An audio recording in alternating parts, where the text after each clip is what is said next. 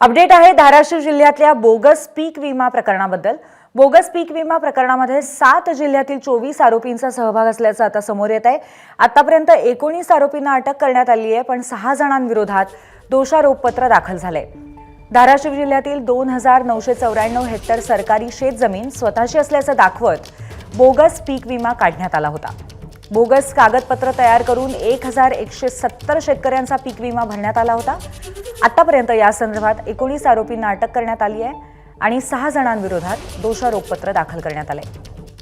आर्थिक गुन्हे शाखेचे पोलीस निरीक्षक श्री गणेश कानगुडेंशी या संदर्भात बातचीत केली आमच्या प्रतिनिधींनी।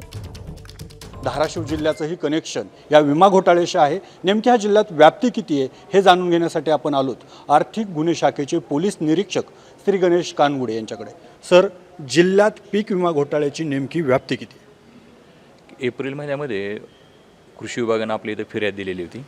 त्याच्यामध्ये धाराशिव जिल्ह्यामध्ये 2995 हेक्टर जमिनीवर जे शासनाच्या मालकीचे आहे त्याच्यावर काही शेतकऱ्यांनी म्हणजे 1170 शेतकऱ्यांनी पीक विमा मिळावा म्हणून त्यांनी ॲप्लिकेशन केलेले होते तिथं। त्याच्यामध्ये शेतकऱ्यांना ॲक्च्युअल 1 रुपया भरायचा होता आणि बाकीचे जो प्रीमियम आहे तो पण शासन भरणार होतं। त्यामुळे शासनाचे 3,13,00,000 रुपये शासनाचे प्रीमियम पोटी ऑलरेडी गेलेले आहेत। परंतु हे वेळीच लक्षात आल्यामुळं बाकीची जी रक्कम होती, जर हा गुन्हा पूर्ण झाला असता तर शासनाची टोटल 15,68,00,000 रुपये हे शासनाचे गेले असते। पण ते वेळीच निदर्शन आल्यामुळं कृषी विभागाने फिर्याद दिली, त्याप्रमाणे आपल्याकडे गुन्हा दाखल आहे। हे रॅकेट नेमकं कसं चालत होतं? कुठल्या CSA सेंटरवरून हे चालत होतं आणि ह्या गुन्ह्यामध्ये किती लोकांचा सहभाग आहे?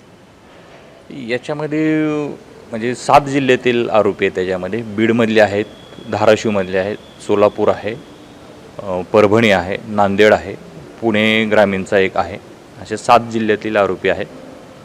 टोटल 24 हे आरोपी आहेत। सगळे हे CSC सेंटर म्हणजे कॉमन सर्व्हिस सेंटर ह्यातले ते आरोपी आहेत। त्यांनी त्यांच्या CS सेंटरवरून काही नाही मोबाईलवरून हे फॉर्म भरलेले आहेत। ABP माझा, उघडा डोळे बघा नीट।